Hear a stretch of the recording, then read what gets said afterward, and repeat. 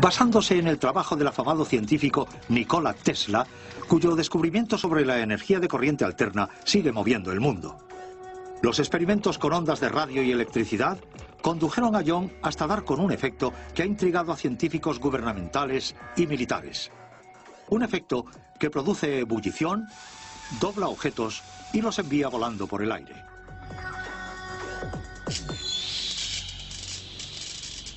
He estado construyendo estas réplicas de las antiguas máquinas de Tesla y he podido observar que tienen capacidad para cosas realmente interesantes. Pero de repente un día ocurrió, por casualidad, el efecto Hutchison. Efecto que producía que el aire saliera de las botellas, que los helados se movieran por el espacio y que las brocas de la taladradora levitaran.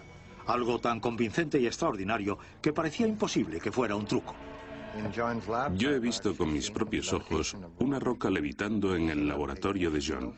He visto levitar objetos de acero, soportes de bolas de acero, cristal. Me pareció increíble.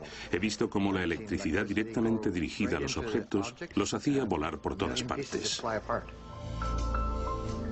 De hecho, sirviéndose solo de 75 vatios de electricidad, lo justo para una bombilla pequeña, Hutchison consiguió levantar de la mesa una bola de cañón de 27 kilos, además de fundir materiales de diversa composición, calentar metales sin quemar la madera sobre la que se apoyaban, hacer añicos metales y cambiar su estructura cristalina, efectos que, desde luego, son dignos de registrarse en un diario. A principios de 1980, haciendo experimentos con todos los equipos electromagnéticos y electrostáticos que tenía por entonces, empecé a observar efectos muy poco habituales, como que de repente la habitación se iluminaba por completo con luces de muchos colores, barras de acero incrustándose en la madera sin producir ningún incendio, metal convirtiéndose en gelatina, objetos levitando y saltando hasta el techo, o que simplemente ascendían, se mantenían un rato en el aire y luego caían.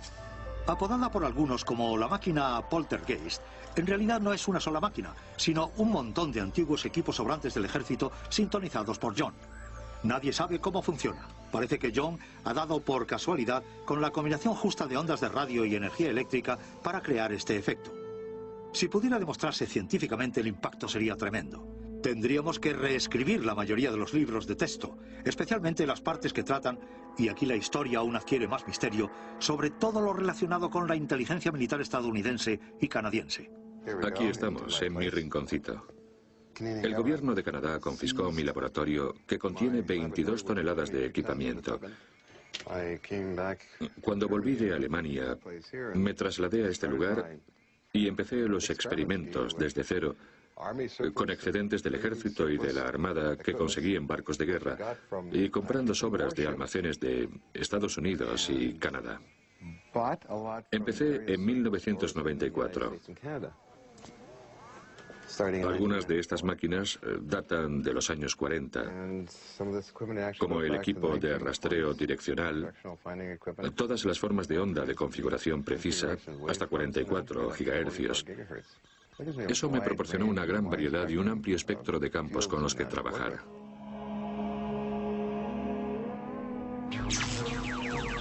Dada la magnitud potencial de un efecto capaz de convertir el metal en gelatina y de hacer levitar objetos, no tardaron en correr las noticias y llegaron al coronel John Alexander, del INSCOM, la inteligencia del ejército norteamericano, entre cuyos especialistas se incluyen profesionales formados para doblar el metal con la mente o en capacidades psicoquinéticas.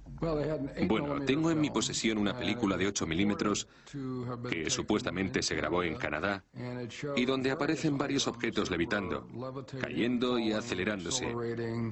La naturaleza de los materiales que parecían acusar el efecto resultaba interesante porque no solo eran de metal, por lo que no podía tratarse de un truco con un imán enorme o algo así.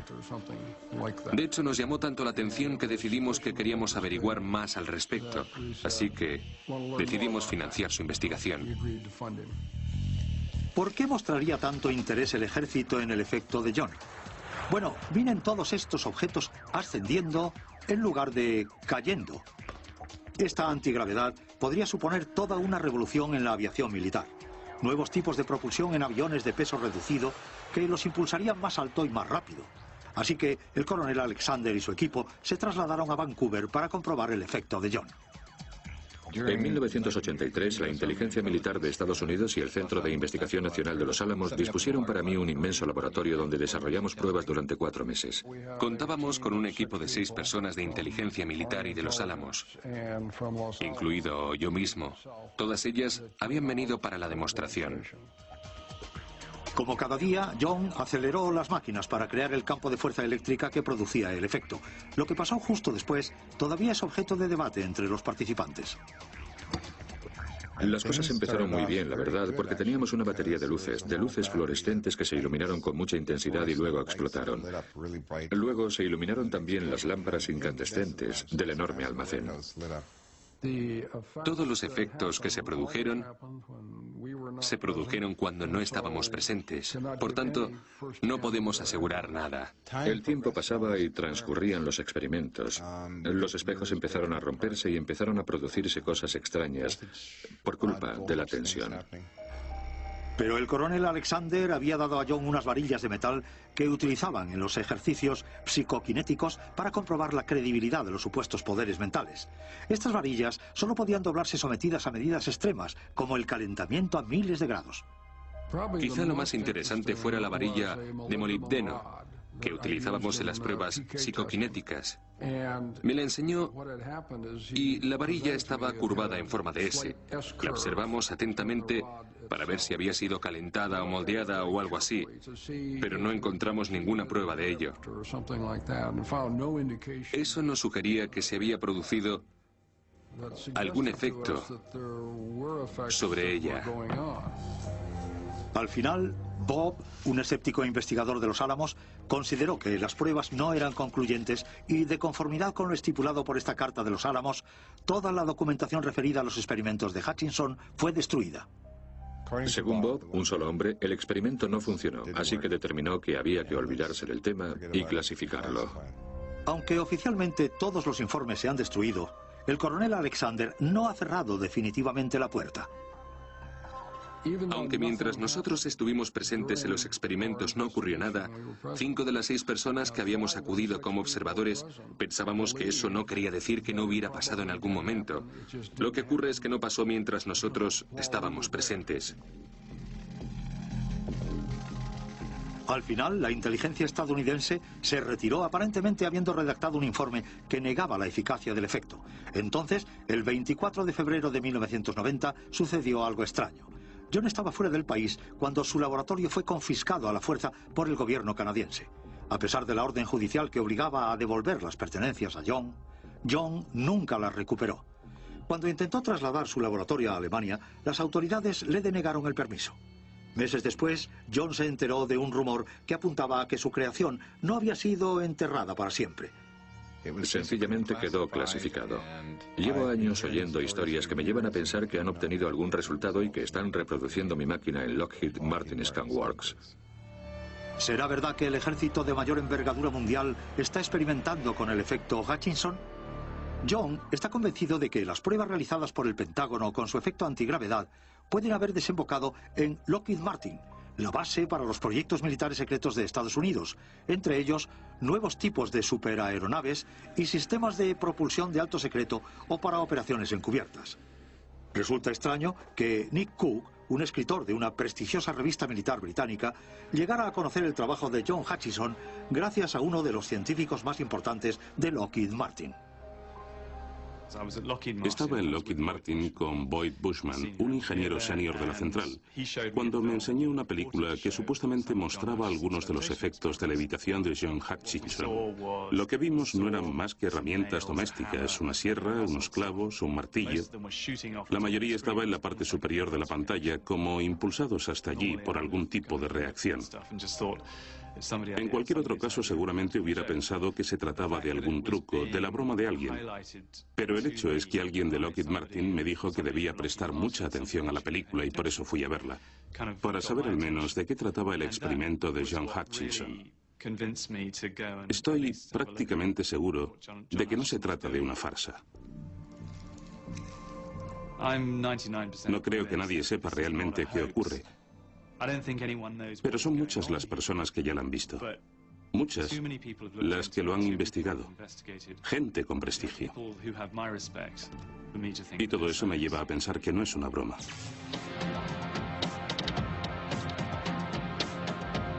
Al final, Lockheed Martin envió su propio equipo para que llevara a cabo las pruebas necesarias.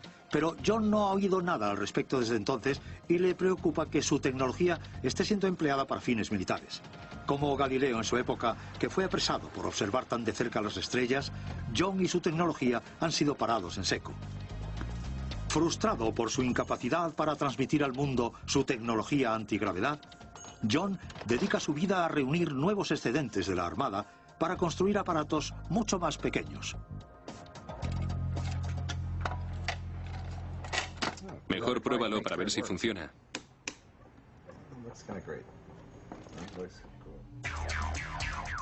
Para aquellos que padecen claustrofobia, la casa de John no es el lugar más agradable para tomar una copa o echar una partida. Vivir aquí es como vivir en un estrecho submarino. A mis novias les gusta. Les parece diferente. Incluso hay algunas que se han quedado a pasar la noche. No parece que les importe. No es que tenga todas las comodidades adecuadas para una dama, pero se las apañan muy bien, la verdad. Esta es mi cabina de ducha, por decirlo así. La he bautizado así. Cuando me levanto por la mañana, cojo el neceser, que tiene los colores de la Armada y que contiene todo tipo de productos de belleza, desde crecepelo a cremas y utensilios para el afeitado y demás. Y me meto como puedo en la cabina. Me mojo con cubos de agua y me afeito y todo eso. Me he acostumbrado a esta rutina y bueno, luego me pongo a pensar en qué hacer durante el día. Ahí tengo un objeto colgado de una cadena. Es un ovni de juguete. Lo voy a dejar suspendido de la cadena sobre el suelo, aplicándole campos eléctricos y a ver si puedo conseguir que se mueva. Su investigación sobre efectos de ciencia ficción lleva a John a considerarse más un artista que un científico, haciendo y retorciendo nudos como un pintor, interfiriendo en los campos eléctricos para acceder por casualidad a cualquier campo de fuerza. Pero en este reducido laboratorio aún parece más improbable que antes. El platillo se mueve y cambia de dirección, pero aquí puede haber otras fuerzas que estén actuando.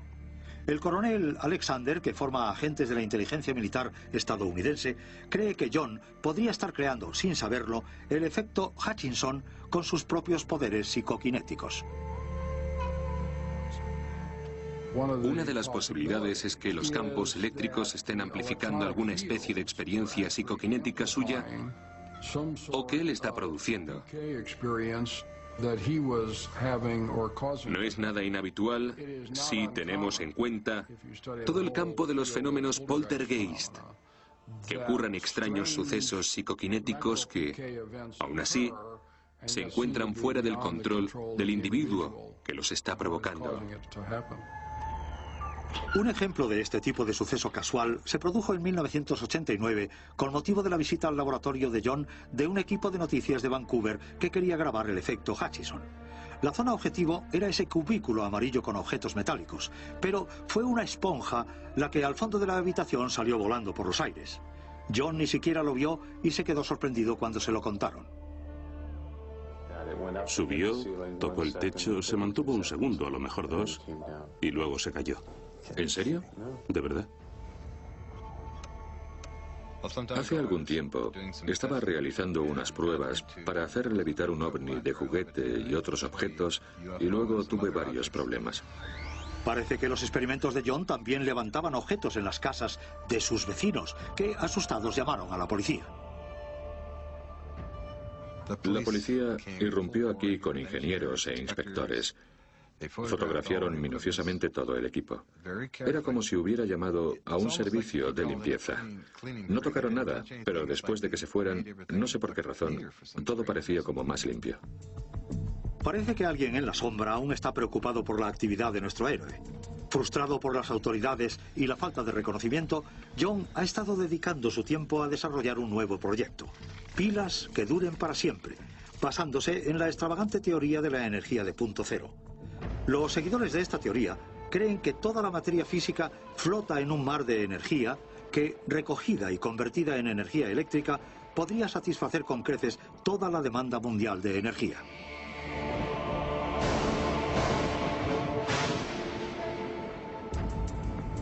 Creo que todo tiene su propia fuerza vital. Mi visión es que los átomos componen todo nuestro universo y combinándolos, un átomo y otro hasta millones o incluso trillones de ellos, obtenemos un trozo de metal, por ejemplo.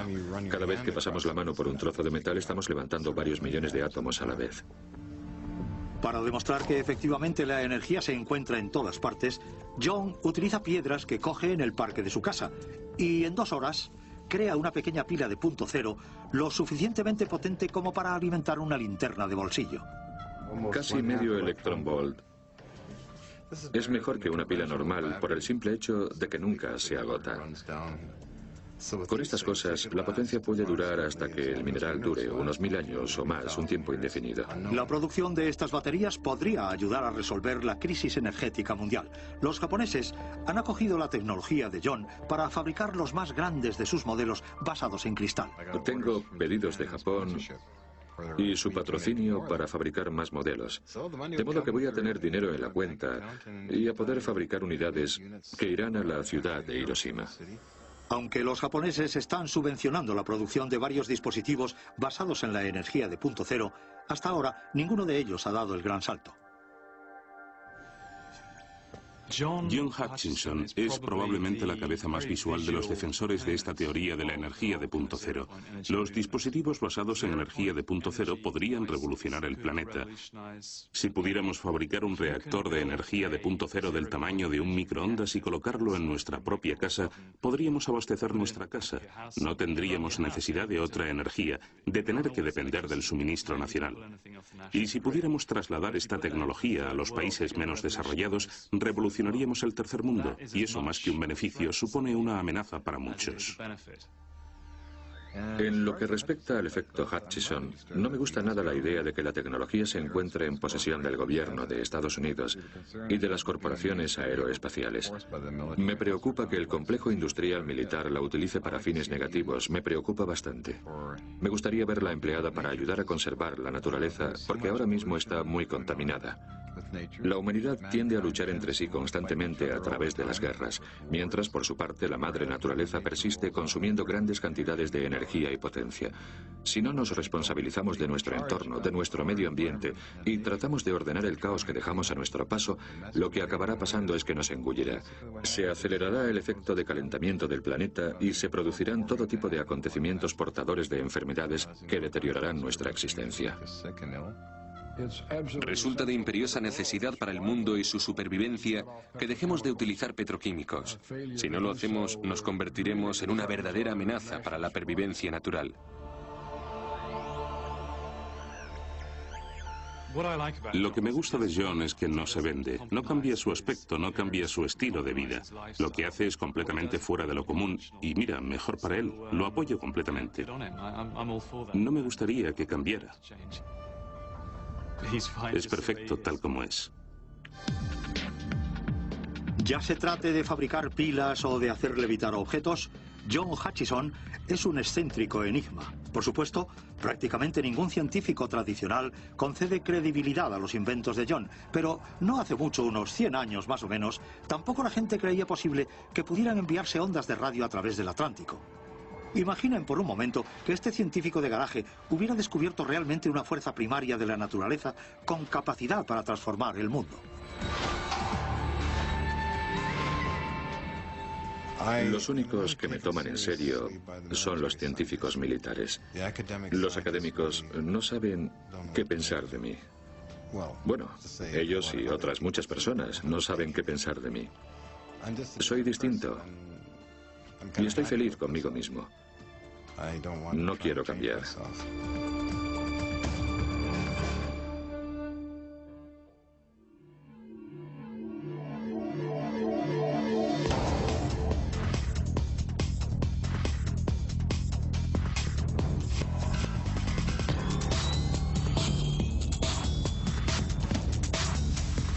Hace Hace casi 80 años, un científico apenas conocido encontró un nuevo modo de hacer que los objetos volaran. Llamó a su invento antigravedad. No terminó de cuajar, pero desde entonces los artistas de la ciencia ficción no han parado de imaginar. Sin embargo, hoy, Tim Ventura es uno de los manitas de garaje dispersos por el mundo que trata de demostrar que aquella idea tan solo surgió antes de su tiempo y que los seguidores de la antigravedad están a punto de alcanzar el estrellato. Tim Ventura no es el típico obsesionado por los ordenadores. Sí, es verdad que preside la página web de la antigravedad estadounidense, pero aparte de eso es un pionero.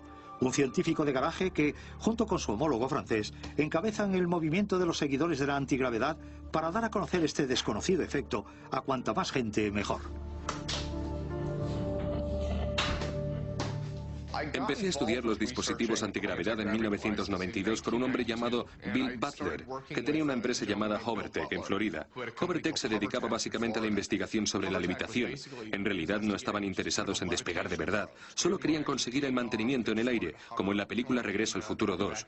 Al final me fui metiendo en ese mundo. Es una de esas cosas con las que, una vez salta la chispa en tu cabeza, cada vez te implicas más y más. Y cuando empiezas a investigar por tu cuenta, no existe ningún límite con el que consigas conformarte.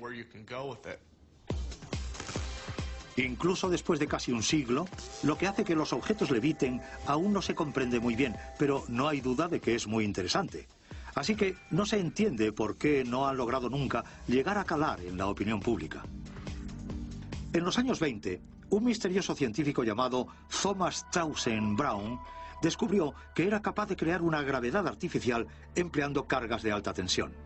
En aquella época, su trabajo fue asumido por el ejército y hay quien cree que trabajó en el extraño experimento Filadelfia en los 40, un intento de hacer invisible un barco del ejército empleando un campo eléctrico. Hasta nuestros días, los teóricos de la conspiración siguen alegando que el barco quedó atrapado en un salto del tiempo, desapareció y volvió a aparecer a miles de kilómetros con la tripulación transformada dentro de las paredes de metal del buque. En contraste, la vida de Tim es bastante normal, aunque el empleo de la tecnología antigravitatoria no está exenta de riesgos. La tecnología antigravitatoria requiere un espacio de aire de alta tensión, y este multiplicador de tensión, Crockford-Walton, proporciona básicamente unos 50.000 voltios de potencia para elevar el objeto. 50.000 voltios, tanto como las líneas de transmisión de alta potencia, recorren finos cables y electrifican unas láminas de aluminio para crear un efecto elevador. La forma hace al objeto más resistente y los cables negros evitan que se eleve demasiado. Hay gente que nos ha escrito para decirnos que sujetamos el objeto con los cables, que se nota con solo observarlo. Siempre me hace mucha gracia cuando recibo un mensaje de este tipo porque no es que lo elevemos con los cables, es que en realidad lo mantenemos abajo. Los hilos son necesarios porque tenemos una máquina de suministro de energía aparte. La máquina suele estar medio metro a la derecha o a la izquierda del objeto porque pesa demasiado y el objeto no tiene potencia suficiente como para elevarla. De modo que todo pasa por encontrar una fuente de energía portátil. Este es el principal obstáculo a la hora de crear objetos con forma de aeronave que se eleven y que puedan alcanzar algún día velocidades de lanzadera espacial superiores a los 24.000 kilómetros por hora. Y como Tim sabe, siempre están los escépticos. Cuando estaba experimentando con esto en la universidad con todas esas cosas que tengo ahí, mucha gente pensaba que estaba medio tonto. Era una especie de estigma que viene asociado a ello. No era por mí mismo, sino por los experimentos que llevaba a cabo. Fue a principios de los 90, la época de oro de la escena musical juvenil en Seattle. Los compañeros de clase de Tim parecían demasiado ocupados como para compartir su visión futurista. Pero las cosas han cambiado mucho hasta llegar donde estamos hoy. La gente ahora empieza a tener una idea de los experimentos con los que trabajamos y bueno, se sorprenden.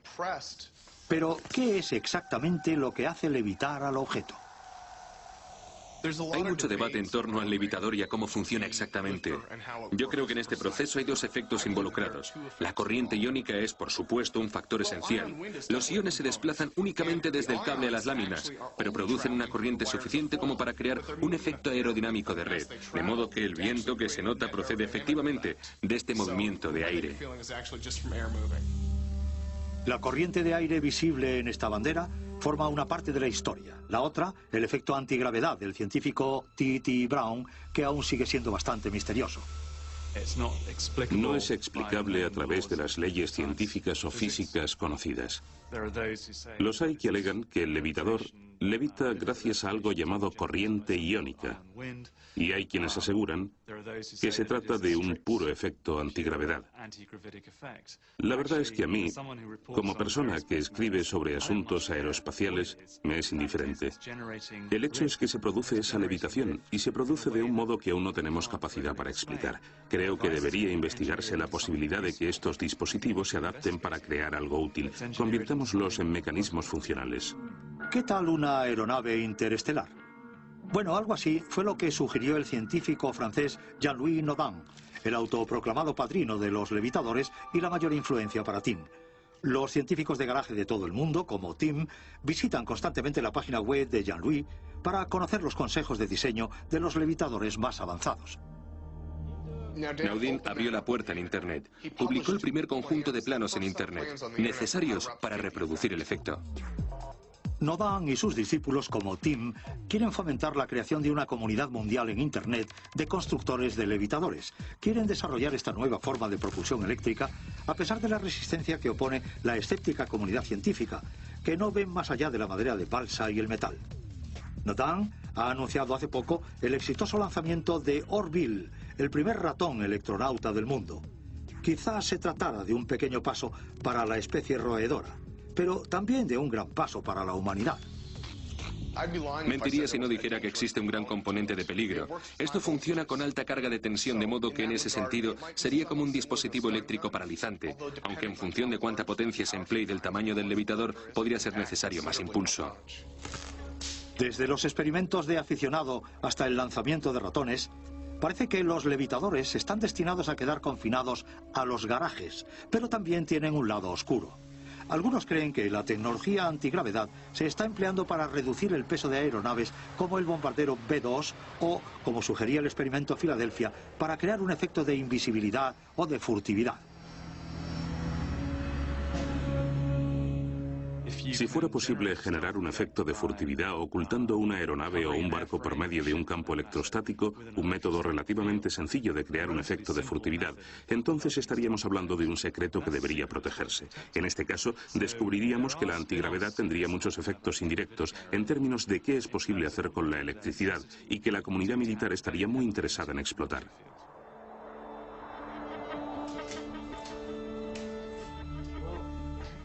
Lo que me parece destacable de Tim Ventura y de su organización, su página web, americaantigravity.com, es que están publicando cosas que creo que se merecen esa publicidad.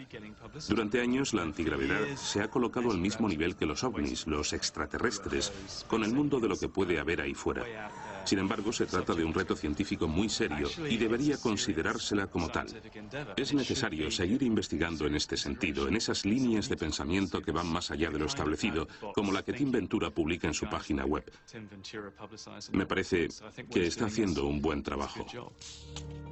Recientemente el Congreso ha decidido dedicar más fondos a la investigación de la tecnología antigravitatoria.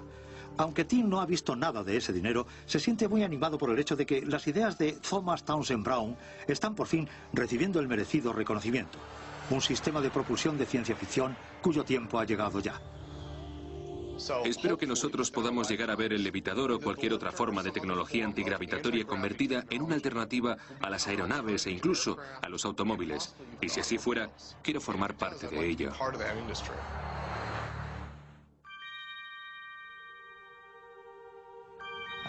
Puedo convertir doses en uno. Siempre he mantenido que esta tecnología podría contribuir más a la paz en el mundo que cualquier rey, reina o político que haya existido. Y todavía sé, sin que mi mente albergue duda alguna, que esta tecnología es el modo en que debo cumplir la promesa que una vez hice de joven en una montaña de Puerto Rico.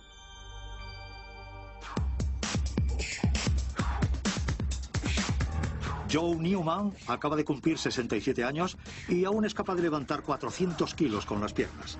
Criado en el campo, es un inventor autodidacta que ha dedicado la mayor parte de su vida a luchar porque la gente acepte su creación.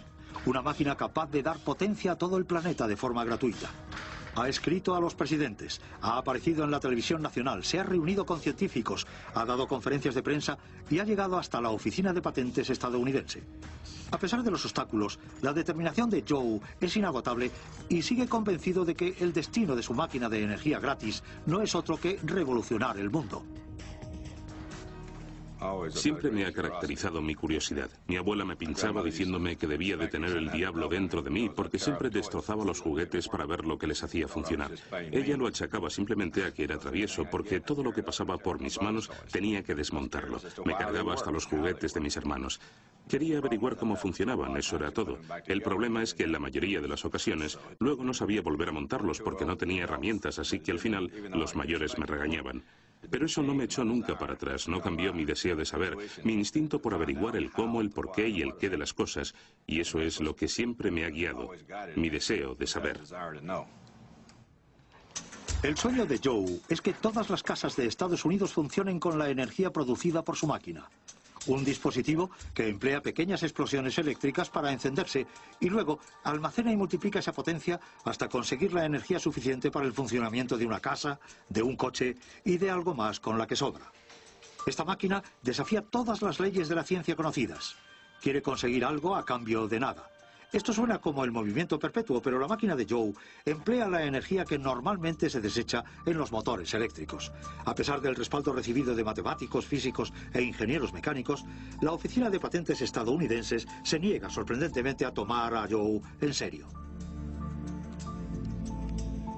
Cuando llevaba 3 meses en el vientre de mi madre se produjo un milagro. La noche de Año Nuevo de 1935, un taxi chocó contra un tranvía aplastando a mi madre que iba en él. El accidente le produjo una conmoción cerebral en toda la cabeza excepto en 10 centímetros de frente. Los médicos la dieron por muerta y quisieron meterla en la cámara frigorífica. No despertó hasta el 14 de enero de 1936 y entonces fue cuando contó que había muerto, que había llegado al cielo y no quería volver, pero Dios le dijo que no era su momento. Yo debería haber muerto también, incluso aunque hubiéramos contado con los medios de hoy en día. Los médicos no pudieron explicarse qué había pasado. Solo podían achacarlo a un milagro, así que yo supuse que Dios me tenía un propósito reservado. El descubrimiento de Joe se remonta a 1957, cuando estaba destinado en una base militar en Puerto Rico. Allí pude ver la gran diferencia que había entre riqueza y pobreza. De niño yo también tuve que pasar tiempo en un orfanato y sentí mucha compasión por aquellas personas. Vi 200 personas morir víctimas de un huracán en la isla Indy.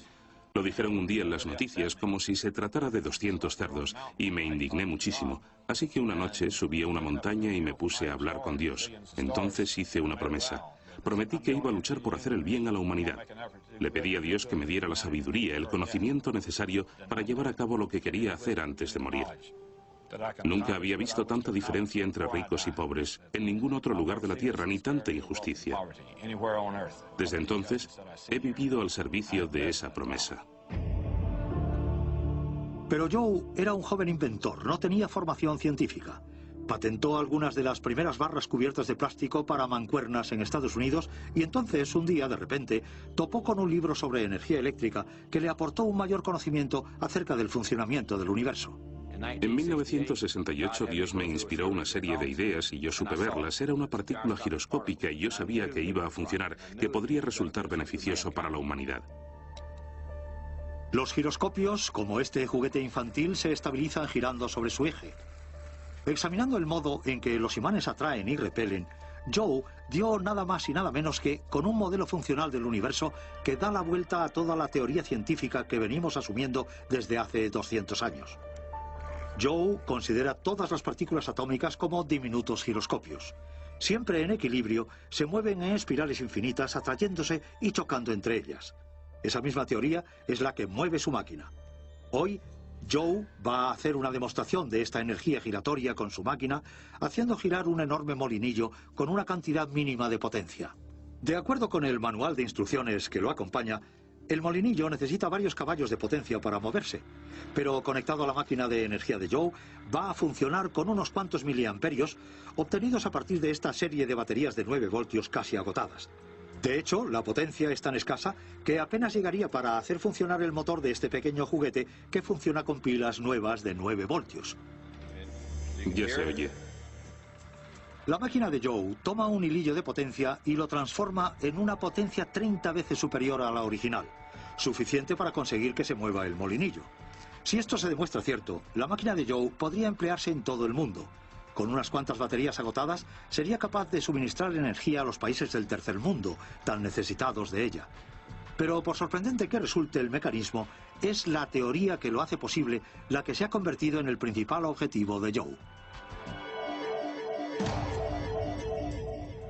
Esta tecnología va a producir una nueva revolución industrial porque todo, desde los fertilizantes al acero, se consigue gracias a la energía. Eso significa que todos los productos saldrán a la venta por precios muchísimo más bajos. Piensen en la magnitud del impacto.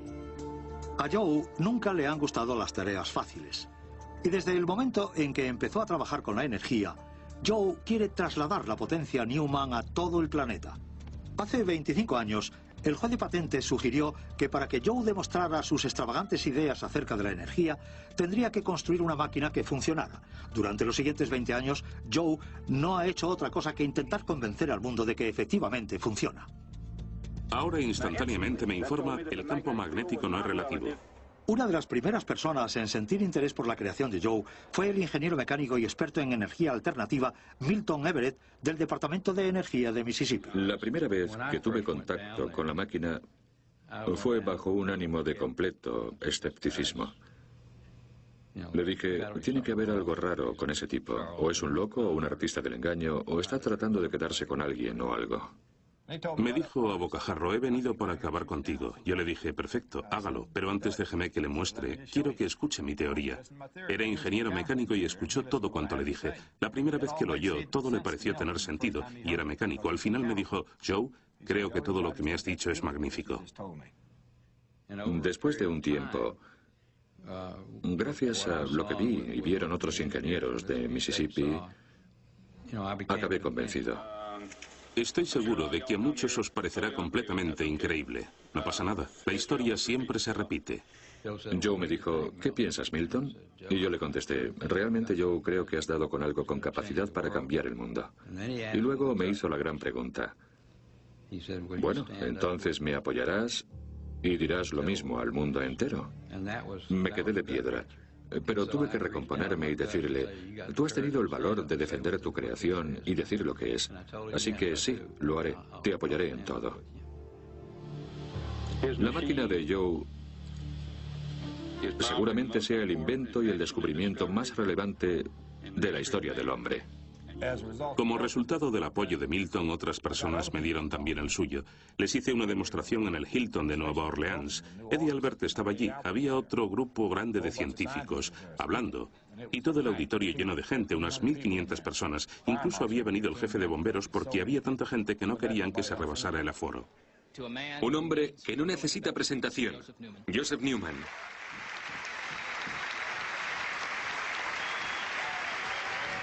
Llevo 20 años trabajando con Joe. Su trabajo me fascinaba, así como sus propuestas. Así que fui a verlo a la Universidad de Tulane. Por aquel entonces conocí a ciertos científicos, químicos, ingenieros eléctricos, físicos. Así que los reuní y los conduje al taller de Joe Newman, que entonces estaba en Mississippi.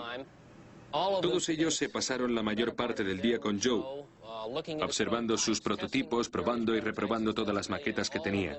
Y al final todos ellos firmaron declaraciones juradas corroborando la veracidad de su trabajo. A principios de los 80, la Oficina de Patentes de Estados Unidos no dio trámite a la solicitud de registro del invento de Joe. Fue definitivamente rechazada, alegando que se trataba de una máquina de movimiento perpetuo, algo considerado imposible. No es una máquina de movimiento perpetuo, porque en su interior se genera mucha energía llamada EMF posterior, pero ha dado con un medio de aprovecharla, de modo que se agregaría a la potencia saliente en lugar de restarle potencia.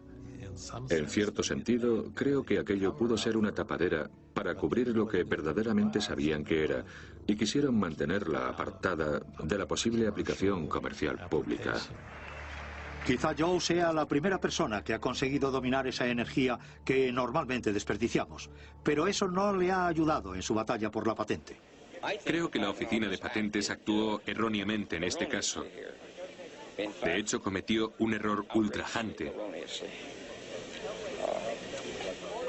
He trabajado con todos los comisarios de patentes desde que estoy en Washington y he de decir que es una pequeña minoría los casos en que la Oficina de Patentes se equivoca. El único comentario que hizo la oficina de patentes fue que el juez debía abstenerse de creer en el ratoncito Pérez. Pero eso no es un argumento válido contra los 40 científicos que habían redactado y firmado declaraciones juradas que confirmaban que mi invento funcionaba. Lo hice con toda mi buena intención y mi gobierno me traicionó y trató de decirme que yo y los que me apoyaban éramos conspiradores y unos incompetentes. Ese fue su calificativo para estas personas. Frustrado, Joe demandó a la oficina de patentes. Si no conseguía la patente, nadie le subvencionaría para empezar la fabricación en masa. En 1986 se celebró una sesión del Congreso en la que participó el exastronauta John Glenn. A principios de los 90, un juez ordenó definitivamente a la Oficina Nacional de Normalización que probara la máquina de la energía, pero la prueba salió mal, aunque Joe está convencido de que el comité estaba decidido a detener la máquina. ¿Por qué no nos dice cuándo estará preparado para realizar la prueba? Nosotros le hemos contestado por escrito. Parece que usted ha elegido hacer esto. Más tarde, se descubrió que durante las pruebas, el Comité Nacional de Técnicos había amañado el dispositivo, invalidando así los resultados. Hoy, Joe posee varias patentes extranjeras, pero aún no posee la estadounidense, algo que le resulta imprescindible para recaudar las enormes cantidades de dinero que necesita para iniciar la producción a escala masiva y para evitar que su tecnología quede enterrada bajo el poder de las grandes compañías eléctricas. Joe es muy particular respecto a quién toma el control de su máquina. Una vez declinó una oferta de $200 millones de unos inversores canadienses por no garantizarle que la máquina no fuera luego a venderse al público a su precio normal de mercado. Ahora dedica su vida a viajar, intentando convencer a la gente de la importancia de la máquina. Eso no me demuestra que la potencia de aquí sobrepasa la de allí. Les propongo un reto. Voy a mover la hoja de este molinillo. Les voy a mostrar cómo gira a 100 revoluciones por minuto y con la cantidad de voltios que ven aquí. Es la corriente. Si no son capaces de sumarla, es que se les han olvidado las matemáticas básicas. Joe no ceja en su intento por dar a conocer su máquina a la gente. Ha aparecido en la revista Life y en el programa de Johnny Carson. Y ahora ha trasladado su máquina de 3.500 kilos a este parque de atracciones para hablar de la máquina Newman, a la que atribuye la capacidad de dar energía a una casa con solo unas baterías. Va a producir la nueva revolución industrial y a un ritmo muy acelerado. Esta máquina construida por mí hablará por sí misma. Yo ya he hablado y el mundo no me ha escuchado, pero sigo luchando por ella. Van a venir aquí donde vivieron Edison y Ford, personas que hicieron grandes contribuciones a la humanidad. Así que resulta muy apropiado que Dios me haya traído a este preciso lugar. Y ahora, que todo el mundo venga al patio de Captain Fishbones para ver la demostración de la máquina de la energía de Joe Newman.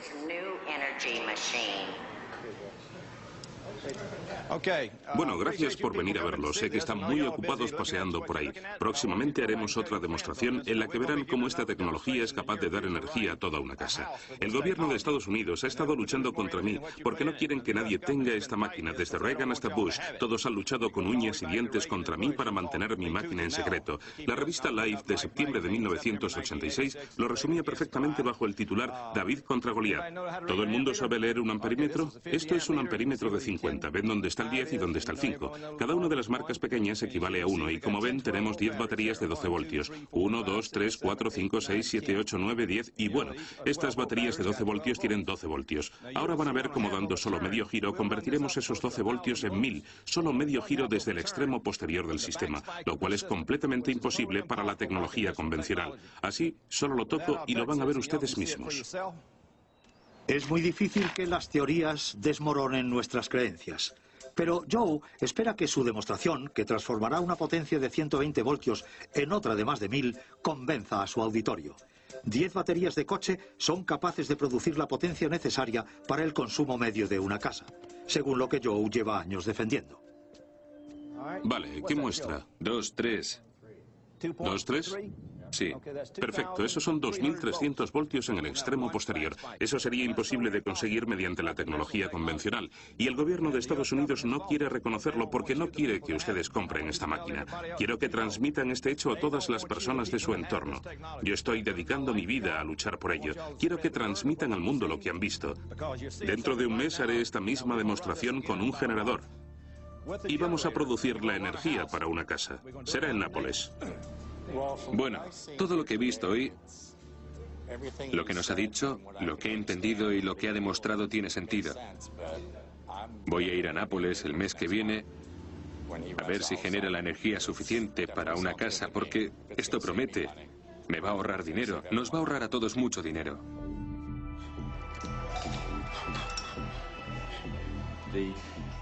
La teoría es 1.000.000 de veces más importante que la tecnología. La tecnología es una cosa, pero es tan básico como la rueda. Podremos viajar a otros planetas y sin contaminar en absoluto. Podemos ir y crear cualquier elemento que necesitemos a partir de campos electromagnéticos. No tenemos por qué excavar en el terreno y desequilibrar todo. Podemos tomar las partículas giroscópicas y convertirlas en el elemento que necesitemos. Sé que tengo razón, sé que mi teoría es cierta y sé que todo este conocimiento me lo ha proporcionado Dios. Así que no tengo nada más que decir.